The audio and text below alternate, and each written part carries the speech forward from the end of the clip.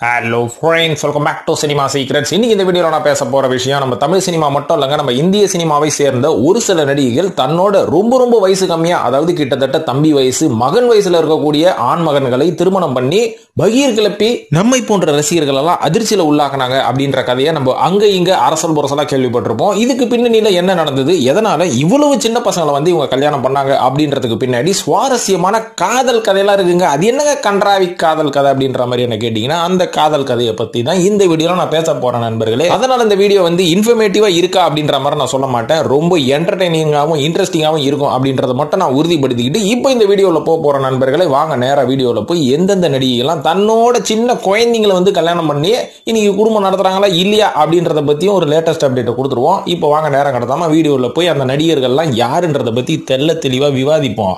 இப்போ இந்த லிஸ்ட்ல முதலாவதா சொல்ல போற கப்பல் யார், அந்த நடிகை யாருன்னு பாத்தீங்கன்னா, நார்த் இந்தியால இருந்து அப்படியே நூல் புடிச்ச மாதிரி நான் சவுத் இந்தியாவுக்கு வரேன். ஸோ நம்ம நார்த் இந்தியா மேட்டரை பிடிப்போம். நார்த் இந்தியாலேயே ரொம்ப சென்சேஷனலான கப்பல் அப்படின்ற மாதிரி சொல்லக்கூடியவங்க தான் நடிகை மலைக்கா அரோரா மற்றும் அர்ஜுன் கபூர் அவர்கள். அர்ஜுன் கபூர் யாருன்னு பாத்தீங்கன்னா, நம்ம அஜித்தை வச்சு 3 படம் கொடுத்தாரு இல்லைங்களா, போனி கபூர் அவரோட பையன் தான், முதல் மனைவிக்கு பிறந்த பையன் தான் அர்ஜுன் கபூர். இப்படி சொன்னாதான் தெரியும் இவர் நடிகர் அப்படின்னு சொன்னா உங்களுக்கு பேரதிர்ச்சியா இருக்கும். ஏன்னா ஏற்கனவே பாலிவுட் படத்தை தொடர்ந்து பாக்குறவங்க மலைக்கா அரோராக்கு கணவன் சொன்னாலே எங்களுக்கு ஷாக்கிங்கா இருக்கு, இதுல இவர் நடிகர் வேறையா அப்படின்ற மாதிரி விவாதிப்பாங்க.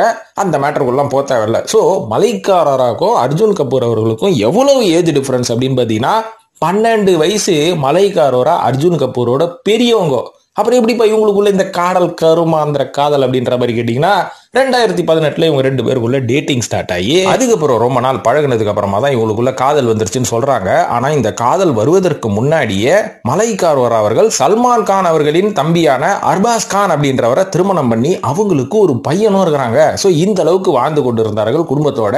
ஆனா இந்த குடும்பத்துக்குள்ள கும்மி அடிச்சது யாருன்னா அர்ஜுன் கபூர் அவர்கள் தான். இது அவரோட 2வது அட்டெம்ப்ட் அப்படின்னு நான் சொல்லுவேன். ஏன்னா முதல் அட்டெம்ப்ட் ஏற்கனவே சல்மான் கான் அவர்களின் வளர்ப்பு தங்கையான அர்பிதா அவர்கள் கூட கொஞ்ச நாள் டேட்டிங்ல இருந்து திருமணம் பண்ணிக்கலாம் அப்படின்ற மாதிரி மீடியா ஃபுல்லா புருடா விட்டு கடைசியில அப்படியே கைட்டி விட்டு வந்தாரு. அப்பவே சல்மான் கானுக்கு செமகாண்டு, இரு உன்னை வச்சுக்கிறேன் என் தங்கச்சியை ஏமாத்துற அப்படின்ற மாதிரி. அதுக்கப்புறம் ஒரு இளிச்ச வாயனை பிடிச்சி சல்மான் கான் அவர்களோட தங்கச்சிக்கு கல்யாணம் பண்ணி கொடுத்தாச்சு. போதா குறைக்கு அவனை வச்சு ஹீரோவா ஒரு படத்தையும் எடுத்துட்டாரு சல்மான் கானு. ஆனா அடுத்தது சல்மான் கான் குடும்பத்துல எப்படி கும்மி அடிக்கிறது அப்படின்னு பார்த்துட்டு இருந்தவர் அவரோட தம்பியான அர்பாஸ் கான் அவர்களோட மனைவி கொஞ்சம் பாக்குறதுக்கு நல்லா இருக்கால, இவ்வளவு உசார் பண்ணா கொஞ்சம் சல்மான் கானை நம்ம பழி வாங்கின மாதிரி இருக்கும். எதுக்கு பழி வாங்கினா அப்படின்ற கதெல்லாம் நம்மளுக்கு வந்து டீட்டெயில்டா தெரியாது, அதெல்லாம் போக நான் சொல்றேன்.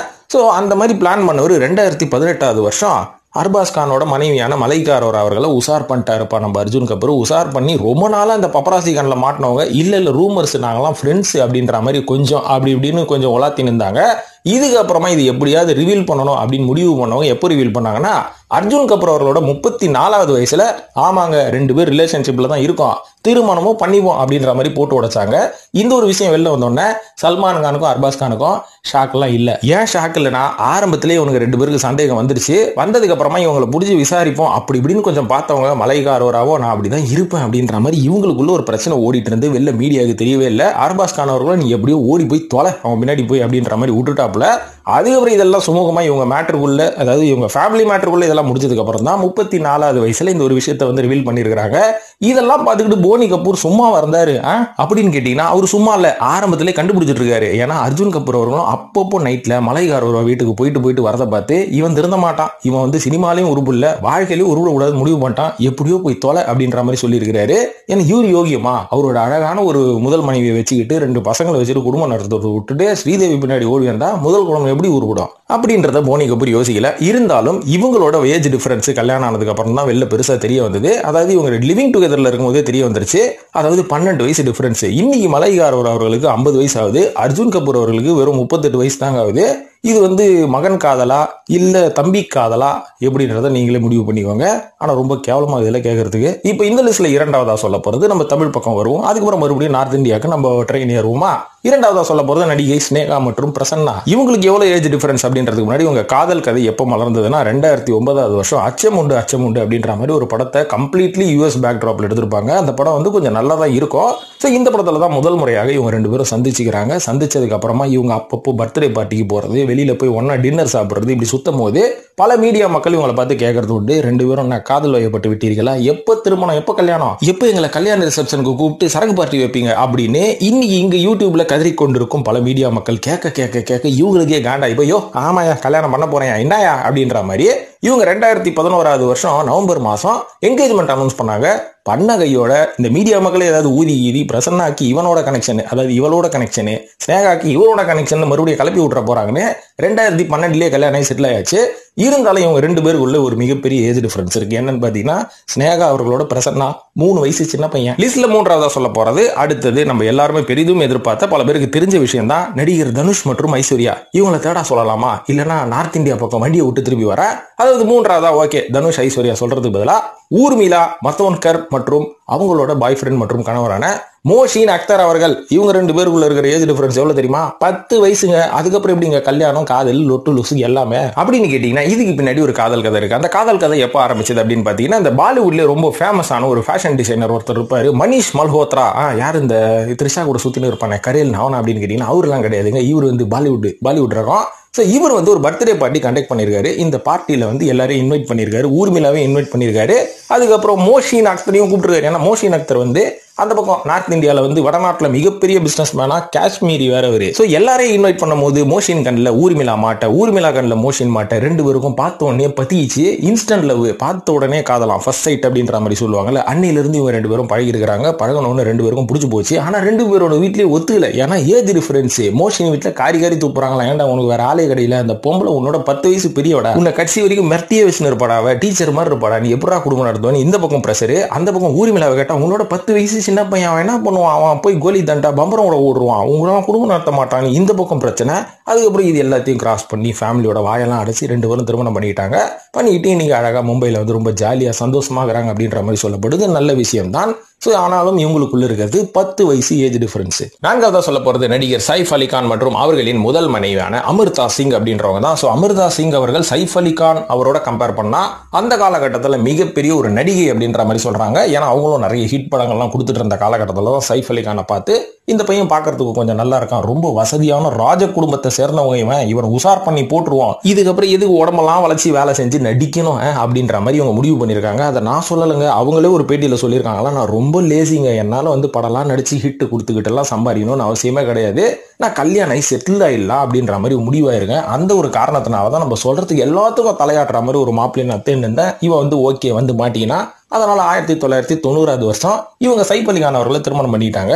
பண்ணும் போதே இவங்க நடித்த 4 படங்கள் சூப்பர் ஹிட். அப்படின்னா அவங்களுக்கு எவ்வளவு ஆஃபர் வரும், எப்படி நடிச்சிருக்கலாம் அவங்க. ஆனா வந்த ஆஃபர் எல்லாத்தையும் தூக்கி போட்டுட்டு நான் வீட்டுல தான் இருப்பேன், அவ்வளவுதான், என்னால வந்து ரொம்ப வளர்ச்சி நடிச்சு உடம்பெல்லாம் வந்து ஆட்டிக்கிட்டு எல்லாம் வந்து நடிக்க முடியாது, சைஃப் அலி கான் இருக்கிறான்ல அவன் வந்து வசதியான பையன் தானே, அது போதும் எனக்கு அப்படின்ற மாதிரி குடும்பம் நடத்த ஆரம்பிச்சிருக்காங்க.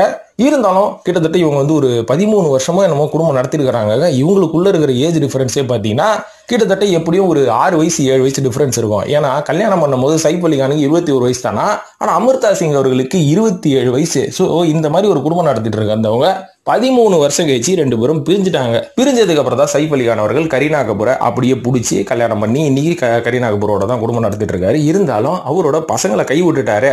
அமிர்தா சிங் எப்பேற்பட்ட நடிகை, சைஃப் அலி கான் அவர்களை திருமணம் பண்றதுக்காக நடிப்பு தொழிலே விட்டு வந்தவங்க அப்படின்ற மாதிரி சைஃப் அலி கானை பத்தி எல்லாரும் கார்னர் பண்ண ஆரம்பிச்சு அவரை கலாய ஆரம்பிச்சாங்க. ஆனா ஒரு டைம்ல சைஃப் அலி கான் பஸ்ட் ஆயிட்டாரு. ஏன்னா எப்ப பாரு எல்லாம் பையன் ஏமல போடுறீங்க, இந்த கவுண்டமணி சொல்ற மாதிரி எல்லாத்தையும் வந்து மேல இருக்கிறவன் தான் பாத்துக்கணுமா, கட்லுகள்ல ஒருத்தர் இருக்கானே அவனை பாரு அப்படின்ற மாதிரி ஓபன் பண்ணாரு. அந்த விஷயத்தை பேசணும்னா தான் எல்லாருக்கும் சைஃப் அலி கான் மேல ஒரு சாஃப்ட் கார்னர் வர ஆரம்பிச்சது. அடப்பாவி 13 வருஷம் இவ்வளவு கொடுமையாட நீ அனுபவிச்சிருக்கிற, அதை ஏன்டா இத்தனை வருஷம் கழிச்சு சொல்ற, அப்பவே சொல்லியிருக்கலாமே அப்படின்ற மாதிரி. என்ன மேட்டர்னு பாத்தீங்கன்னா, என்ன திருமணம் பண்ண புதுசுல என்ன வந்து ஒரு சின்ன பையனை தாங்க ட்ரீட் பண்ண ஆரம்பிச்சாங்க. இந்த எடுபுடி வேலை, அதுக்கப்புறம் சொல்றதுக்கெல்லாம் தலையாட்டுற மாதிரி தான் என்ன வச்சுருந்தாங்க. இதுக்கப்புறம் ஒரு காலகட்டத்துக்கு அப்புறம் என்னால் பொறுக்க முடியல. அதனால நான் திருமணத்துக்கு அப்புறமா நான் டிவோர்ஸ் வாங்கிட்டு வந்துட்டேன். வந்ததுக்கு அப்புறமா என்ன உடலங்க இந்த நடிகை அமிர்தா சிங்கும் அவங்களோட சொந்தக்காரங்களும் சேர்ந்துக்கின்னு நான் சம்பாதிக்கிற பணத்துல முக்கால்வாசியை பிடிங்கினாங்க. அதாவது கோர்ட்ல ஆர்டர் போட்டாங்க, 5 கோடி ரூபா கொடுன்னு சொன்னாங்க. என்கிட்ட அவ்வளவு பணமே கிடையாதுங்க. நான் நடிகிற காசுல இருந்து 2.5 கோடி ரூபா கொடுத்தேன், இன்னும் 2.5 கோடி ரூபா கொடுக்குறேன். இது மட்டும் இல்லாம மாசம் 1 லட்ச ரூபா செலவு கூட அப்படின்ற மாதிரி சொன்னாங்க. இவ்வளவு விஷயங்களும் நான் பண்ணின்னு இருக்கிறேன். இருந்தாலும் என்ன வந்து டார்ச்சர் பண்றாங்க. நான் எதனால வந்தேன் அப்படின்றது எனக்கு மட்டும் தான் தெரியும் அப்படின்ற மாதிரி குமுறுகிறார். ஏன்னா இந்த ஏஜ் டிஃபரன்ஸ் பார்த்து திருமணம் பண்ணணும். ஒன்று உங்களோட பொண்ணு வந்து ஒரு 2 வயசு சின்னதாக இருக்கணும், இல்லைன்னா ஒரு 2 வயசு பெருசா இருந்தா பரவாயில்ல. 7-8 வயசு 10 வயசு டிஃபரன்ஸ்ல பண்ணா இப்படிதான் நடக்கும். ஐ மீன் இது எல்லாருக்குமே நடக்கும் அப்படின்னு சொல்ல முடியாது, ஒரு சில பேருக்கு நடக்கும், அவ்வளவுதான். நான் கொஞ்சம் சேஃப் ஆகிக்கணும்ல, அதுக்கப்புறம் ஏன் வாய் எல்லாரும் புடுங்க ஆரம்பிப்பாங்க. எதுக்கு? சரி ஓகே, இப்போ நார்த் இந்தியாவில் கொஞ்சம் பேரை பார்த்தாச்சு, மறுபடியும் நார்த் இந்தியாவுக்கு நான் ரயில் ஏறுறேன். அதுக்கு முன்னாடி கொஞ்சம் சவுத் இந்தியா பக்கம் வருவோம். நம்ம நடிகர் யஷ் மற்றும் அவரின் மனைவியான ராதிகா பண்டிட் இவங்களை பத்தி நம்ம பேசுவோம். இவங்களுக்குள்ள ரொம்ப பெரிய டிஃபரன்ஸ்லாம் இல்ல.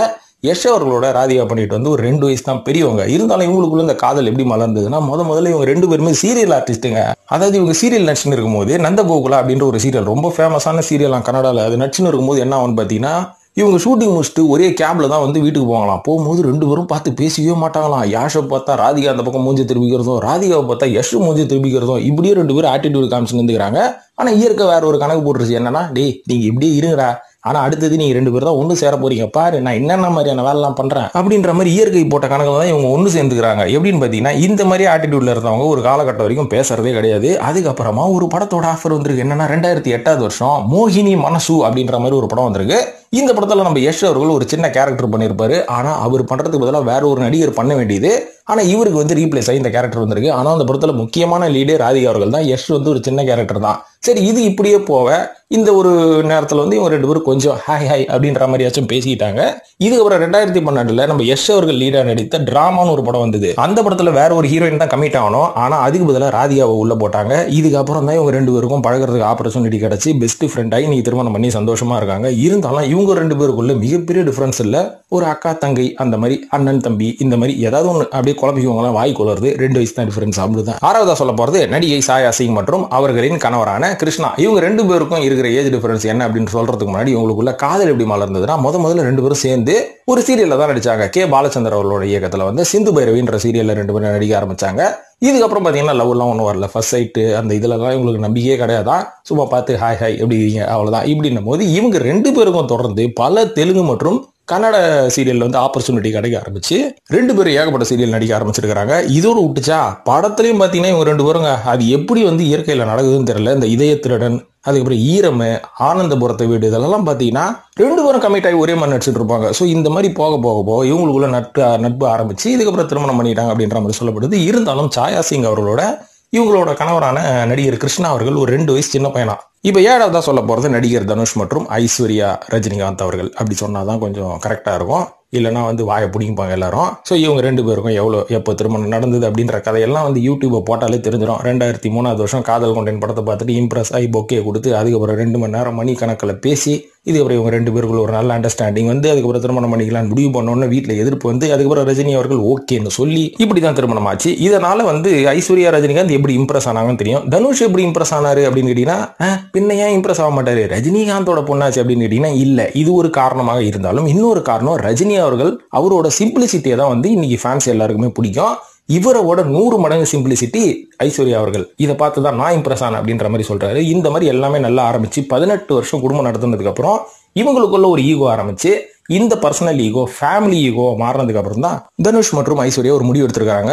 நம்மளையும் தாண்டி இது ஃபேமிலி பிரச்சனையா மாறிட்டு இருக்கு. ஏன்னா நம்ம 2 பேருக்குள்ள இருக்கிறது மொத்த ஃபேமிலியை வந்து அஃபெக்ட் பண்ணுது, அதனால பிரிஞ்சிடும் அப்படின்ற மாதிரி இன்னைக்கு பிரிஞ்சுட்டாங்க. இந்த ஒரு அண்டர்ஸ்டாண்டிங்குக்கு ஏஜ் காரணம் அப்படின்ற மாதிரி நம்ம சொல்லி தட்டி கழிக்க முடியாது. இதுக்கு ஒரு கம்ப்ளீட்டான ஈகோ தான் காரணம். இருந்தாலும் இவங்க 2 பேருக்குள்ள இருக்கிற ஏஜ் டிஃபரன்ஸ் ஐஸ்வர்யாவோட தனுஷ் அவர்கள் 2 வயசு சின்ன பையன். ஸோ இந்த மாதிரி ஏஜ் டிஃபரன்ஸ்ல இந்த நடிகர்கள் மட்டும் தான் இருக்காங்களா அப்படின்னு கேட்டீங்கன்னா ஏகப்பட்ட பேரை நம்ம லிஸ்ட் போடலாங்க. ஆனா அத்தனை பேரை வந்து நம்ம பேசணுமா அப்படின்னு கேட்டீங்கன்னா நம்ம வந்து பேசலாம், அடுத்தடுத்த வீடியோல பேசலாம். உதாரணத்துக்கு பிரியங்கா சோப்ரா மற்றும் அவர்களோட கணவரான நிக் ஜோன்ஸ் வந்து ரொம்ப சின்ன பையன். மகேஷ் பாபு அவரோட மனைவியோட ரொம்ப கம்மியான வயசு தான். ஐஸ்வர்யா ராய் மற்றும் அபிஷேக் பச்சனோட கதை ஊருக்கே தெரியும்.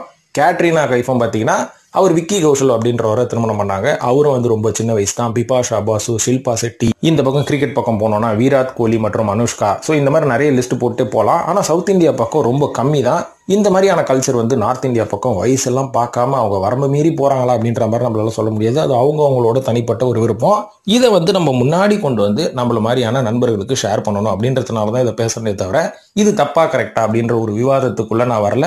சும்மா ஜாலியா விமர்சனம் பண்ணிட்டு போலாம் அப்படின்னு தான் வந்தேன். ஸோ இந்த வீடியோ கண்டிப்பா உங்களுக்கு பிடிச்சிருக்கும்னு நினைக்கிறேன். பிடிச்சிருந்தா உங்களோட கருத்துக்களை கமெண்ட்ல போட்டு நம்ம சினிமா சீக்ரெட்ஸ் சப்போர்ட் பண்றது மட்டும் இல்லாம சப்ஸ்கிரைபும் பண்ணுங்க. சப்போர்ட் பண்ணணும்னா மெம்பர்ஷிப்ல ஜாயின் பண்ணுங்க நண்பர்களே. இந்த வீடியோ பார்த்ததுக்கு நன்றி.